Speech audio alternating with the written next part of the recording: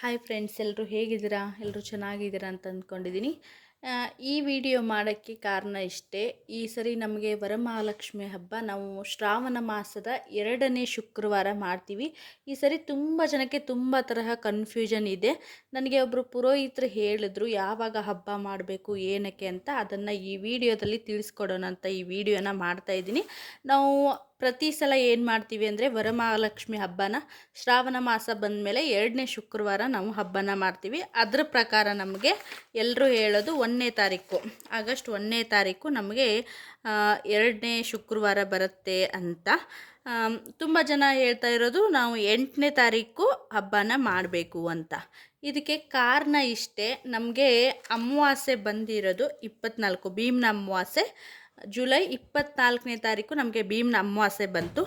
ಆ ಟೈಮಲ್ಲಿ ನಮಗೆ ಭೀಮ್ನ ಅಮಾವಾಸ್ಯೆ ಬಂದಿದ್ದು 2:22 ಬೆಳಗ್ಗೆ ಬಂದಿದ್ದು. ಶುಕ್ರವಾರ ನಮಗೆ 12:48 ರಾತ್ರಿ ಇವತ್ತು ಹೋಗಿರೋದು ಅಮಾವಾಸ್ಯೆ. ಆದರೆ ಜನ ಅದನ್ನು ಕನ್ಸಿಡರ್ ಮಾಡ್ತಾ ಇಲ್ಲ. ಅಮಾವಾಸ್ಯೆ ಯಾವಾಗ ಬಂತು ಯಾವಾಗ ಹೋಯಿತು ಅಂತ 12ರ ಮೇಲೆ ಬಂದರೆ ನಮಗೆ ಇದು ಶುಕ್ರವಾರ, ಶ್ರಾವಣ ಶುಕ್ರವಾರ ಆಗಲ್ಲ.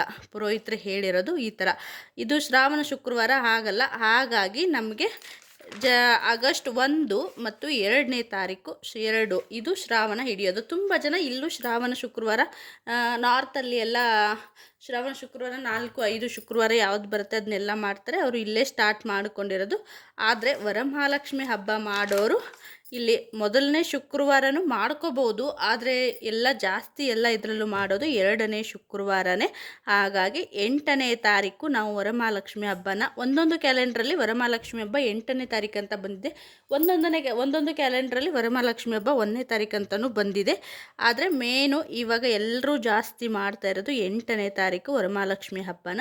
ತುಂಬ ಜನಕ್ಕೆ ಇದು ಕನ್ಫ್ಯೂಷನ್ ಇತ್ತು. ನನಗೆ ತುಂಬ ಫ್ರೆಂಡ್ಸ್ಗಳೆಲ್ಲ ಕೇಳಿದ್ರು ಯಾವಾಗ ಹಬ್ಬ ಹಾಗೆ ಹೀಗೆ ಅಂತ. ಅದಕ್ಕೆ ಇದೊಂದು ವಿಡಿಯೋ ಮಾಡೋಣ, ಎಲ್ರಿಗೂ ಹೆಲ್ಪ್ ಆಗುತ್ತೆ ಅನ್ನೋ ಕಾರಣಕ್ಕೆ ಮಾಡ್ತಾಯಿದ್ದೀನಿ.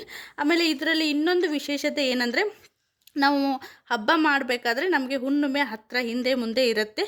ಈಗ 8ನೇ ತಾರೀಕು ಮಧ್ಯಾಹ್ನದ ಮೇಲೆ ನಮಗೆ ಹುಣ್ಣಿಮೆ ಬರುತ್ತೆ. ಆ ಟೈಮಲ್ಲಿ 9ನೇ ತಾರೀಕು ಹುಣ್ಣಿಮೆ ಇರುತ್ತೆ, ರಕ್ಷಾಬಂಧನ ಬರುತ್ತಲ್ಲ ಅದು.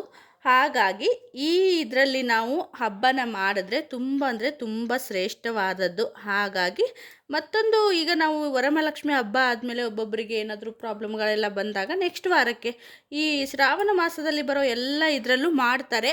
ಆದ್ರೂ ಈ ಟೈಮಲ್ಲಿ ಈಗ ಏನು 2ನೇ ವಾರ ಅಂತ ಸಿಗತ್ತೆ ಅಲ್ವಾ, ಆ ಟೈಮಲ್ಲಿ ಮಾಡಿದ್ರೆ ತುಂಬ ಒಳ್ಳೆಯದು.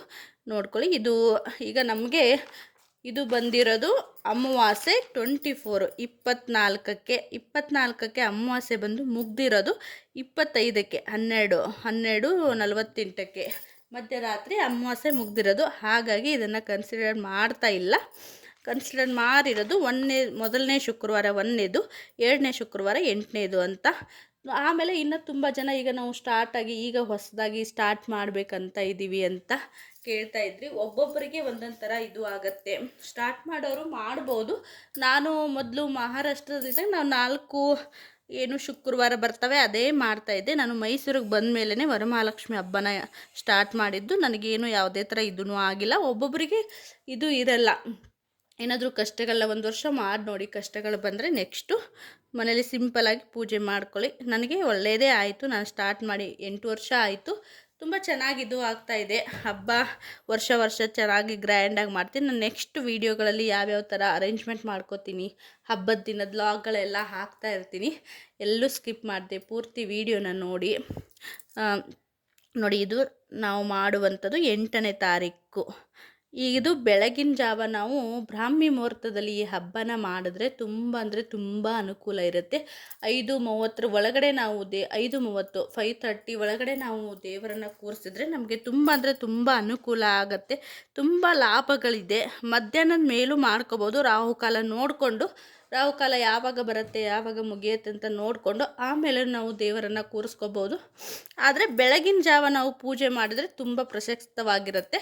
ಹಾಗಾಗಿ ನಿಮಗೆಲ್ಲ ಈ ವಿಡಿಯೋ ಹೆಲ್ಪ್ಫುಲ್ ಆಯಿತು, ಒಂದು ಮಾಹಿತಿ ಸಿಕ್ತು ಅಂತ ಅಂದ್ಕೊಂಡಿದ್ದೀನಿ. ಇಷ್ಟ ಆದರೆ ಲೈಕ್ ಮಾಡಿ, ಶೇರ್ ಮಾಡಿ, ಕಮೆಂಟ್ ಮಾಡಿ.